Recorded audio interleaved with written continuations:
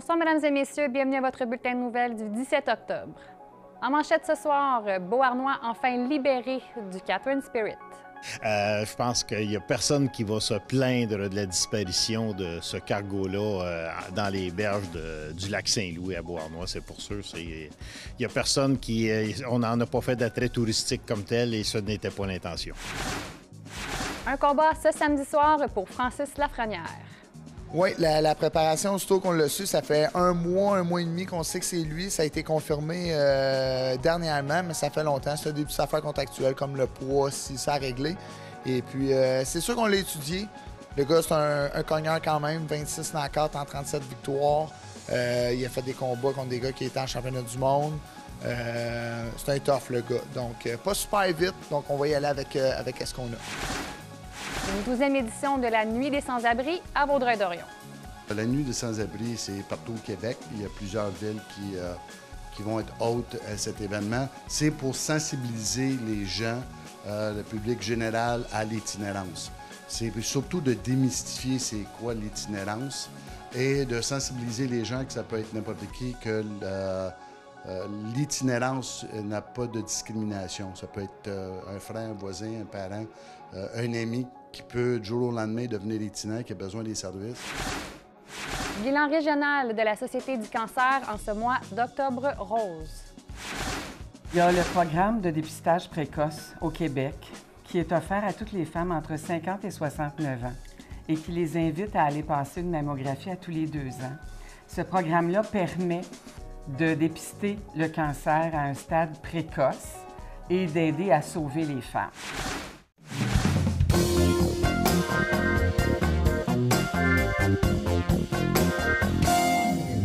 La saga du Catherine Spirit, un navire abandonné sur les rives du lac Saint-Louis à Beauharnois, est enfin terminée. La phase de démantèlement s'est conclue la semaine dernière. Une bonne nouvelle applaudie par le maire, le député de Vaudreuil-Soulanges et la garde côtière canadienne en conférence de presse. Je pense qu'il n'y a personne qui va se plaindre de la disparition de ce cargo-là dans les berges du lac Saint-Louis à Beauharnois, c'est pour sûr. Il n'y a personne qui... on n'en a pas fait d'attrait touristique comme tel et ce n'était pas l'intention. Donc, on parlait dans plusieurs médias de matières dangereuses et des produits chimiques. Aujourd'hui, la situation en ressemble à quoi pour ce qui est de l'eau? À ce niveau-là, tout a été contrôlé par la garde côtière. C'est sûr qu'à l'intérieur du bateau, il y avait encore du mazout-l'eau qui traînait au début des travaux. Il y avait plusieurs contaminants. Évidemment, c'est un bateau qui date des années 60, donc toute de la peinture au plomb, des instruments au mercure. Bon, toutes ces choses-là avaient été identifiées lorsque Approvisionnement Canada a été en soumission pour le démantèlement et ces matières-là ont tous été identifiées et le démantèlement a tout été contrôlé aussi par la garde côtière à ce niveau-là. Donc là, maintenant, les prochaines étapes à venir, ça ressemble à quoi? Qu'est-ce qui reste à faire? Je sais que le bateau n'est plus, mais il y a plusieurs choses qui restent à faire dans le fond.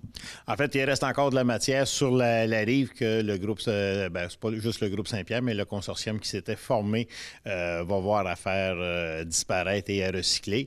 Au niveau de l'emprise même dans le lac, il reste à défaire le bâtard d'eau. Donc, on a commencé déjà le retrait de la roche qui se fait de façon parcimonieuse parce que évidemment, c'est d'éviter de brasser les sédiments qui sont au fond du lac à ce moment-là. Donc, le retrait doit se faire progressivement et très délicatement. Après ça, il y a les pales d'acier qui vont devoir être retirées et le tout va être remis à l'état naturel. Là, il va y avoir plantation d'arbres aussi qui ont dû être détruits en rive. Donc, tout ça va se compléter au cours du printemps 2019. Donc, ce que le ministre Garneau disait en conférence de presse, que d'ici l'automne, que le site serait rétabli, ce serait réaliste d'après vous? Au niveau de l'emprise dans le lac, oui, pour sûr, ça devrait être réalisé. Là, comme vous dites, on est en train de défaire tout ce qui était du bâtard d'eau. Il va rester quelques aménagements en rive au printemps probablement, mais oui, on peut compter que d'ici la fin 2018, tout ça va être une chose du passé. Selon Ottawa, la facture des travaux s'élèverait à 11,5 millions. Une somme totalement irréaliste, selon le maire de Beauharnois, Bruno Tremblay. Bien, au mois de décembre, lorsque la garde côtière a rencontré les médias, il disait qu'il y avait déjà eu un investissement de 7 à 8 millions autour pour le bâtard d'eau et l'ensemble des mesures de sécurité qui avaient dû être prises. Et par la suite, le contrat du démantèlement du bateau là, avoisinait les 15 millions de dollars. Donc, je ne sais pas lequel des deux qui a une mauvaise calculatrice, mais c'est sûr qu'il y a des choses qui n'ont pas été dites à certains égards. Ce sont les chiffres que la garde côtière qui Approvisionnement Canada nous a avancé de tout temps. Donc, je ne comprends pas l'addition, entre autres, du ministre Garneau de vendredi. Puis pour ce qui est de Beauharnois, est-ce que vous avez eu une certaine facture pour l'ensemble des travaux? En fait, la seule facture que nous avons eue a été celle lors de l'incendie au mois de février. Et cette facture-là a été refilée au groupe qui démantelait le bateau pour lequel, justement, des assurances couvraient de tels incidents ou accidents. Donc, la facture a été refilée au groupe qui démantelait. Donc, plein de bonnes nouvelles au cours des derniers jours. Pour vous, ça fait pas trop longtemps non plus que vous êtes en poste. Est-ce que vous sentez que ça allège un peu toute l'équipe ici de Beauharnois? En fait, c'est qu'on va pouvoir parler d'autre chose que du Catherine Spirit. Je suis arrivé en poste déjà, lorsqu'on est arrivé en poste, toute la nouvelle équipe, c'était au moment de l'octroi du contrat du démantèlement, le bâtard d'eau ayant été fait à l'avance. Donc, on a assisté à tous ces travaux-là, le redressement du navire, le démantèlement comme tel. Évidemment, il y a eu l'incendie au mois de février. Donc, c'est sûr qu'on va pouvoir parler d'autre chose maintenant à Beauharnois que du démantèlement du Catherine Spirit et surtout des risques environnementaux qui allaient avec, parce que notre plus grosse crainte était celui-là, comme je l'ai dit, avec l'ensemble des matières qui étaient à l'intérieur du navire, pour lequel on avait déjà commencé le démantèlement à même le lac Saint-Louis.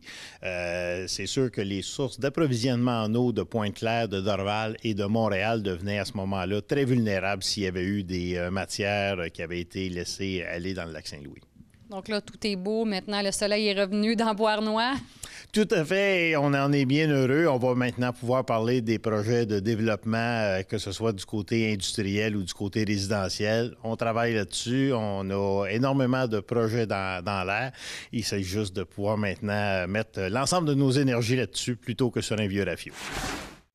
Le pugiliste de Coteau-du-Lac, Francis Lafrenière, remonte dans l'arène ce samedi soir. Un gala de boxe organisé par le groupe Yvon Michel et qui se tiendra au Casino de Montréal. Francis affrontera Samir dos Santos Barbosa, un boxeur d'expérience dont la fiche compte de nombreuses victoires. On est au club de boxe Lafrenière avec le boxeur professionnel Francis Lafrenière qui s'apprête à retourner sur le ring après plusieurs mois, si je ne me trompe pas. Oui, si je ne me trompe pas, quasiment 7 mois. J'ai fait un combat en 15 mois. Le dernier combat était le 15 mars. Puis là, on connaît ton adversaire. Est-ce que tu commences déjà à étudier comment ça fonctionne, dans le fond, ta préparation? Oui, la préparation, surtout qu'on l'a su, ça fait un mois et demi qu'on sait que c'est lui. Ça a été confirmé dernièrement, mais ça fait longtemps. C'est des petites affaires contractuelles comme le poids, si ça a réglé. Et puis, c'est sûr qu'on l'a étudié. Le gars, c'est un cogneur quand même, 26 knockouts en 37 victoires. Il a fait des combats contre des gars qui étaient en championnat du monde. C'est un tough, le gars. Donc, pas super vite. Donc, on va y aller avec ce qu'on a. Puis toi, dans le fond, ton programme avant un combat, ça consiste à quoi? Avant un combat, c'est sûr, on fait 2 entraînements par jour. On a une perte de poids à faire. On a du cardio, de la musculation et de la boxe. Dans la boxe, c'est sûr, il y a des séances de sparring qui est pratique de combat dans le ring. Sinon, de la mitaine avec l'entraîneur, le sac, corde à danser, tout ce qui vient par rapport à la boxe. Ça dure environ 8 semaines, un bon camp d'entraînement.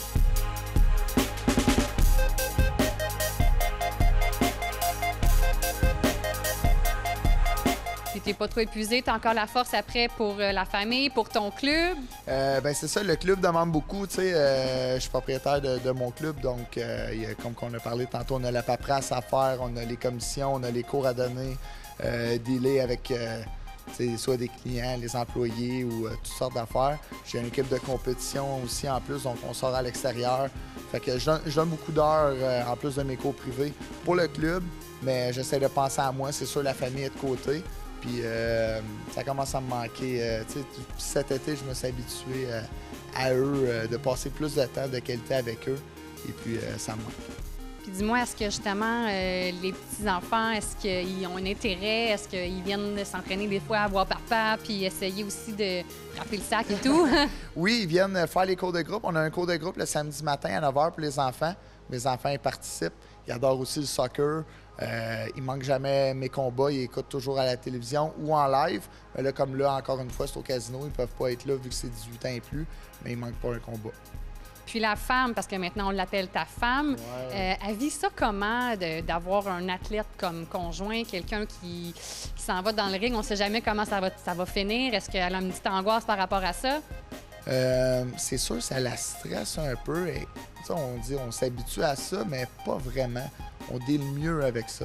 Elle a sûrement hâte que je prenne ma retraite puis avoir un horaire normal, une vie normale, mais elle a accepté la première journée qu'est-ce que je faisais. Puis on s'est mariés, fait qu'elle a encore plus pas le choix de suivre.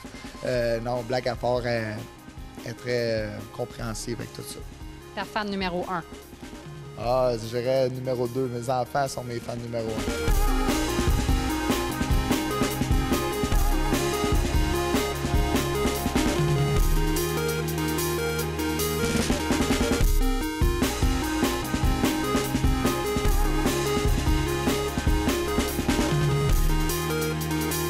Après le 20 octobre, il va y avoir peut-être un autre. En fait, oui. c'est confirmé, oui. Selon ta condition.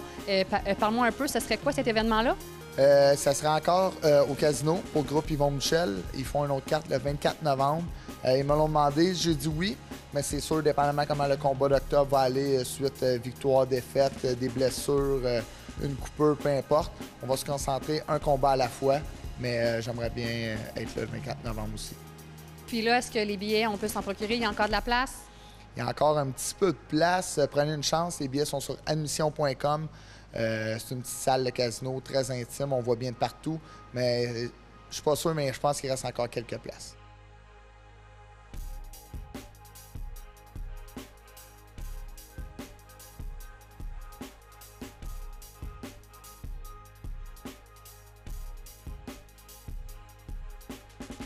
Puis dis-moi, est-ce que les gens de la communauté Vaudreuil-Soulanges, t'es rendu assez connu ici? Est-ce que les gens te suivent? Est-ce que tu as des fans beaucoup ici? Ah, j'ai énormément de fans, puis c'est vraiment des bons supporters. Des fois, il y en a qui passent juste venir me voir au gym, jaser un peu, parler de boxe. J'ai beaucoup de messages écrits. Maintenant, c'est facile via Messenger, Facebook, email, texte, peu importe. Donc, j'ai beaucoup de messages, puis ça me fait vraiment chaud au cœur. Puis à chaque fois qu'il y a des événements, soit pour des fondations, si ça, je t'appelais. J'essaie de passer beaucoup de temps. Ça, c'est une autre chose qui prend mon temps, mais j'adore ça, aider le monde, d'être là avec la population. Ils sont là pour moi, donc je suis là pour eux. Et puis, tu sais, je suis pas un ambassadeur pour le sport, la boxe. Le monde sait qui je suis. J'ai donné des bons combats, j'en ai d'autres à offrir. Ils sont en arrière de moi, puis je suis là pour donner un bon spectacle pour eux. Parfait. Bien, je suis sûr qu'ils vont tous être très, très attentifs à ton combat le 20. On te souhaite la meilleure des chances. Merci beaucoup. C'est ce vendredi qu'aura lieu la 12e édition de la Nuit des Sans-Abri au Parc Valois de Vaudreuil-Dorion, une soirée chapeautée par l'organisme L'Aiguillage. John Gladu, directeur général, nous parle de leur mission ainsi que l'objectif de la Nuit des Sans-Abri.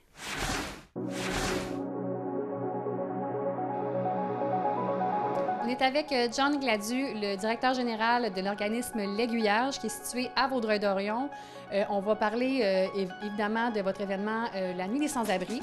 Mais d'abord, peut-être pour les gens qui ne vous connaissent pas, expliquez un peu c'est quoi la mission de l'Aiguillage. La mission de l'Aiguillage, c'est surtout depuis, on existe depuis 25 ans, on l'a fêté la semaine passée. C'est la mission de base, c'est d'aider les gens avec des problématiques sur le territoire de Vaudreuil-Soulanges. On a 3 volets.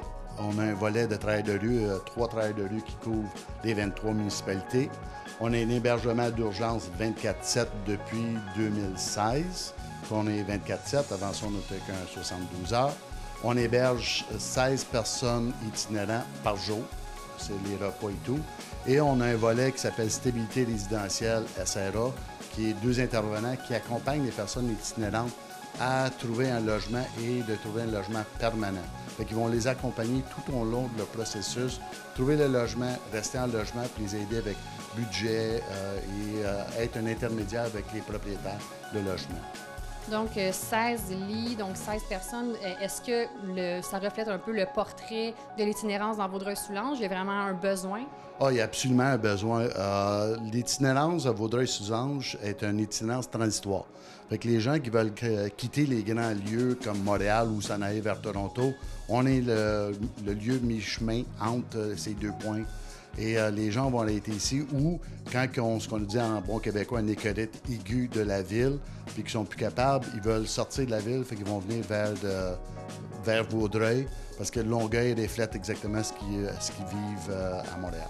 Puis là, l'événement, en fait, la Nuit des sans-abri, la mission, c'est quoi? La mission de la Nuit des sans-abri, la Nuit des sans-abri, c'est partout au Québec. Il y a plusieurs villes qui vont être hôtes à cet événement. C'est pour sensibiliser les gens, le public général, à l'itinérance. C'est surtout de démystifier c'est quoi l'itinérance et de sensibiliser les gens que ça peut être n'importe qui, que l'itinérance n'a pas de discrimination. Ça peut être un frère, un voisin, un parent, un ami qui peut, du jour au lendemain, devenir itinérant, qui a besoin des services. C'est pas des gens qui ont pris une éducation de devenir itinérant. C'est pas des gens qui ont décidé d'aller à l'école pour faire une profession itinérance. Fait que c'est vraiment de sensibiliser les gens que c'est un besoin. C'est un grand besoin sur le territoire parce que c'est une itinérance cachée. Et les gens ne s'en aperçoivent pas. Ils ne les voient pas jusqu'à temps qu'on explique c'est quoi l'itinérance et de démystifier le stéréotype de la personne itinérante avec les 3-4 manteaux, le panier d'épicerie, le sac à couchage qui traîne des sacs verts partout. Donc, on va être dehors, les gens vont être dehors, l'humidité, beau temps, mauvais temps et tout ça. On reste dehors pour vraiment se mettre dans le bain, pour comprendre la réalité des gens. C'est ça. Malheureusement, ce qu'on souhaite, c'est qu'il ne fait pas beau. Parce que dans le fond, on veut que les gens vivent ce qu'une personne itinérante vit à tous les jours. L'été, c'est plaisant, c'est la même chose que faire du camping. Rendu l'hiver, quand ça commence à être moins 30, moins 40, c'est pas évident. On a eu des cas sur le territoire de des personnes qui ont été hospitalisées à cause de gel, de grand gel, puis qui ont perdu des membres, puis même une personne qui a perdu la vie à cause du grand froid. C'est une personne itinérante. C'est une réalité qui existe. Les gens ne le voient pas. Souvent, c'est parce qu'ils ne veulent pas le voir. Et c'est pour ça qu'on dit que c'est une itinérance cachée. Donc, pour la Nuit des sans-abri, ça a lieu le 19 octobre? C'est le 19 octobre au Parc Valois, au 331 Saint-Charles à Vaudreuil. Le mois d'octobre étant consacré à la sensibilisation au cancer du sein, nous avons reçu en studio la directrice du bureau régional de la Société du cancer, Marie Lemieux, ainsi que la porte-parole régionale, Suzy Lamoureux, afin de faire le point sur le portrait de la situation dans la région. Bonjour, on est en studio ici avec Marie Lemieux et Suzy Lamoureux, donc la directrice générale du bureau régional de la Société canadienne du cancer et la porte-parole ici. Donc, on a deux expertes qui peuvent nous répondre à plusieurs questions. Ici, on est en fait avec elles pour parler du cancer du sein parce que octobre, c'est le mois de la sensibilisation. Donc, bienvenue mesdames, merci d'être avec nous. J'aimerais savoir d'abord... le mois d'octobre, il se passe quoi pour la région, pour le Québec? Est-ce qu'il y a des actions particulières prises pour le cancer du sein? Oui, entre autres, là, c'est, comme vous dites, c'est le mois de la sensibilisation pour le cancer du sein. Donc, on a tout un programme de mémo-mamo que Suzy peut vous expliquer. Le mois du mémo-mamo, le mémo-mamo, c'est ça ici. C'est un petit rappel qu'on donne, on l'achète à la pharmacie Jean Coutu et on le donne aux femmes qu'on aime pour leur rappeler d'aller passer leur mammographie. Il y a le programme de dépistage précoce au Québec qui est offert à toutes les femmes entre 50 et 69 ans et qui les invite à aller passer une mammographie à tous les 2 ans. Ce programme-là permet de dépister le cancer à un stade précoce et d'aider à sauver les femmes. Alors, si on le regarde comme il faut, cette tumeur-là, cette boule-là représente la grosseur d'une tumeur qu'une femme devrait pouvoir palper elle-même. Okay. Celle-ci, c'est celle que le médecin verra sur la radiographie, sur la mammographie, mais ça peut même être plus petit que ça. Ça peut être aussi petit qu'une tête d'épingle. Mais déjà, on voit une bonne différence. Une bonne ça donne différence. Une bonne image. Oui. Moi, je suis l'exemple typique du fait que ce programme-là peut nous sauver. Moi, ma tumeur, elle était cette grosseur-là, mais elle n'était pas palpable parce qu'elle était cachée en dessous. Et quand j'ai passé cette première mammographie-là, ben ça s'est avéré positif. J'ai été opérée, ils ont enlevé la petite tumeur, j'ai eu les traitements et maintenant je suis encore là 12, 13 ans plus tard. Mais il faut vraiment réaliser que si ça n'avait pas été de ce programme-là, puisqu'elle était déjà assez grosse et que je la sentais pas, ben elle aurait fait des ravages avant qu'il la trouve. Probablement que je serais encore vivante, mais je me serais battue pendant 10 ans. Ça aurait pu donner des séquelles au foie, ça aurait pu continuer, puis ça aurait été vraiment...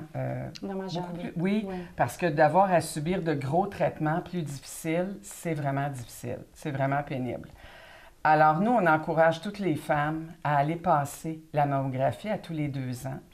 Et ce petit mémo-là, c'est notre façon à nous, à la Société canadienne du cancer, bien, d'ouvrir la discussion, de les donner aux femmes qu'on aime et de les convaincre d'y aller. Moi, je l'ai faite avec certaines femmes qui l'ont passé et ça s'est avéré malheureusement positif. Mais elles sont en pleine forme maintenant et la vie va bien. Donc, il y a vraiment des belles répercussions. Est-ce qu'on Oui. a un peu des statistiques par rapport à ça depuis que l'outil est arrivé? Bien, en fait, le cancer du sein est le cancer le plus fréquent chez la femme, le deuxième plus mortel, bien qu'on soit rendu à un taux de survie qui est très encourageant de 88 %. Donc, et avec cette possibilité-là, justement, de la mammographie, la détection de la mammographie, on peut en venir jusqu'à même un 100 % de taux de survie s'il est détecté assez tôt. Vous savez, une fois, un jour de lancement du Mémo-Mammo, Dr. Christiane Laberge, elle m'a regardée et elle m'a dit « Ah, mais tu sais, Suzy, depuis que le programme existe, je ne les perds plus, mes patientes. » Puis ça, là, ça m'a vraiment touchée. J'ai fait comme « Oh mon Dieu, c'est fantastique. » C'est fun d'entendre. Oui, elle m'a dit « Maintenant, je ne les perds plus. » Elle dit « Avant, Oui. c'était difficile. » Puis elle dit « Maintenant, ça va bien. » Alors, je pense que ça vaut vraiment la peine. Mais est-ce que vous croyez que la mammographie, ça peut faire peur? Juste Oui, moi, c'est ça j'ai le tellement problème. entendu des choses, c'est douloureux, c'est ci, c'est ça. Est-ce Oui. que vous pouvez nous expliquer un peu ça se Oui, passe effectivement, comment? il n'y a personne qui aime ça. Puis oui, c'est un peu douloureux. Mais c'est douloureux 5 minutes. Des traitements, c'est douloureux pendant des mois. C'est de l'angoisse, c'est du stress, c'est tout ce que vous voudrez. Ça chamboule une famille entière. La petite mammographie à 5 minutes par 2 ans, ça n'a pas de lien de comparaison. Alors oui, je chicane celles qui me disent « Oui, mais j'ai peur. » Non, j'ai rangé la lettre puis je ne suis pas allée. Il faut y aller. Il faut absolument prendre le petit courage que ça prend puis y aller. C'est une chance qui nous est offerte. C'est pas partout où les femmes ont cette chance-là. Puis nous, ici au Québec, on l'a. Alors oui, moi, j'encourage toutes les femmes à y aller. Et une femme sur 8 qui recevra Oui, un le diagnostic. Oui. de cancer du Bien, sein. justement, les femmes de la région qui ont la mauvaise nouvelle suite à la mammographie, ils peuvent se diriger vers vous. Est-ce qu'il y a certaines ressources que vous pouvez leur offrir? La Société canadienne du cancer est partout au Québec. Spécifiquement pour la région du Sud-Ouest, on a un bureau qui est situé à Châteauguay même. Et puis, on a aussi un centre de service qui est situé à Vaudreuil. Donc, ça nous permet justement de couvrir le territoire au grand complet. Et le type de service qu'on offre, c'est entre autres un prêt de prothèses capillaires. Donc, c'est très rassurant pour les dames. On offre aussi un service d'information sur le cancer. Donc, oui, en personne, mais aussi en ligne sur cancer.ca. Et avec notre fameux numéro de téléphone qui est une ressource incroyable, qui est le 1-888-939-3333. Et c'est des professionnels qui sont au bout de la ligne, donc des gens qui ont un bac au niveau de la santé. Donc, des fois, on sort d'une rencontre avec le médecin, puis on se sent un peu au dépourvu. On a oublié de poser nos questions parce qu'on exactement, on était stressé ou c'est le choc aussi. Donc, avec ce fameux numéro de téléphone-là, bien, la Société canadienne du cancer est là pour répondre à toutes les questions et rassurer les gens. Autant les gens qui sont atteints directement qu'indirectement. Donc, ça peut être autant les aidants naturels, l'entourage, exactement, qui... Mais justement, pour l'entourage, moi, j'ai une question pour vous qui avez passé à travers le processus. Qu'est-ce que les gens de votre entourage ont fait ou qu'est-ce que vous auriez aimé comme soutien de leur part pour vraiment vous aider à passer à travers tout ça? J'ai eu beaucoup d'aide, j'ai eu du soutien. Je pense que je suis partie avec la philosophie que le sein, c'est pas un organe vital. C'est pas comme le poumon. Alors, j'étais assez sereine et les gens autour de moi m'ont beaucoup aidée. Mes enfants n'étaient pas très vieilles. De quelle façon? Juste d'être là ou il y a des actions non, vous aider moi, dans dans les mon tâches? cas, oui, c'est certain que, écoutez, les mois qu'on est en chimio, on a besoin d'aide. Bon, elles étaient assez vieilles et mon conjoint aussi m'a beaucoup aidée. Alors, oui, ça s'est bien passé. Les gens autour, les gens nous aident. Il y a des gens qui font des petits plats, il y a des gens qui nous aident par toutes sortes de façons. Et non, moi, ça s'est bien passé. Super. Donc, si vous aviez un conseil à donner aux femmes pour le mois d'octobre et à l'année longue, finalement, ce serait à partir du 24 novembre, le Mémo Mamo va être en vente. On en achète un, puis on le donne à quelqu'un qu'on aime en lui disant, une femme qu'on pense être au-dessus de 50 ans. Des fois, on n'est pas certain. Et on leur recommande d'y aller. Puis en même temps, c'est en leur disant que si jamais c'était positif, c'est pas le bout du monde. On peut maintenant très bien survivre à ça et s'en sauver et vivre heureux et voir nos petits-enfants vieillir. Excellent. Bien, je vous souhaite d'en remettre énormément de ces petits mémos Mamo. Oui. Merci beaucoup d'avoir été avec nous. On va vous en remettre un, même si vous n'avez pas l'âge. Je sais déjà qui l'offrir. Parfait. Merci beaucoup d'avoir été des nôtres. Merci.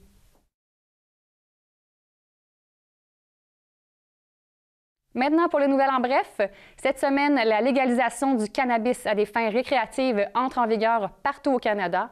Plusieurs villes de la région ont déjà émis des communications quant aux réglementations sur leur territoire. Donc, à la ville de l'Île-Perrot, c'est la réglementation provinciale qui sera appliquée. À Vaudreuil-Dorion, il sera strictement interdit de consommer ou être sous l'effet de la drogue dans les lieux publics, dont les centres commerciaux, écoles, centres de santé, lieux municipaux et gouvernementaux, parcs et autres endroits publics. Il sera aussi interdit de fumer du cannabis dans tous les lieux et parcs publics sur le territoire de la ville de Châteauguay. La Ville de Mercier précise et interdit de consommer du cannabis dans les édifices publics, ainsi qu'à moins de 9 mètres des portes et fenêtres de ces édifices, sur la voie publique, rues et trottoirs, évidemment, de même que dans les espaces publics, parcs et espaces verts. Du côté de Beauharnois, la consommation est interdite aux mêmes endroits que celle de la cigarette. Les citoyens sont donc invités partout dans le territoire à consulter leur municipalité afin de connaître les nouveaux règlements en matière de consommation de cannabis. C'est ce samedi 20 octobre qu'aura lieu au théâtre Paul-Émile Meloche à Vaudreuil-Dorion la soirée bénéfice du 30e anniversaire de la Maison de la famille Vaudreuil-Soulanges. La soirée propose un spectacle du talentueux Yvan Penneau, finaliste de l'édition 2016 de l'émission La Voix. Tous les profits serviront évidemment à financer l'acquisition de la maison de l'ancien maire de Vaudreuil-Dorion, Régent Boyer, pour offrir un nouveau point de service et mieux desservir le secteur. Les billets sont encore disponibles en ligne au www.vsolve.ca. Et pour terminer, ce sont plus de 600 personnes qui ont participé à la journée de création du circuit des épouvantails, organisée par les municipalités de Beauharnois, Saint-Stanislas de Kostka, Saint-Louis-de-Gonzague, Saint-Étienne de Beauharnois, Saint-Urbien-Ier et Sainte-Martine. Donc, pas moins de 15 structures artistiques réparties sur 7 sites d'exposition ont été créées à l'échelle des municipalités de la MRC de Beauharnois-Salaberry. Le public est donc invité à parcourir le circuit d'ici le 31 octobre et à voter en ligne pour son coup de cœur. Les participants courent la chance de remporter un panier cadeau d'une valeur de 100 $ rempli de produits régionaux.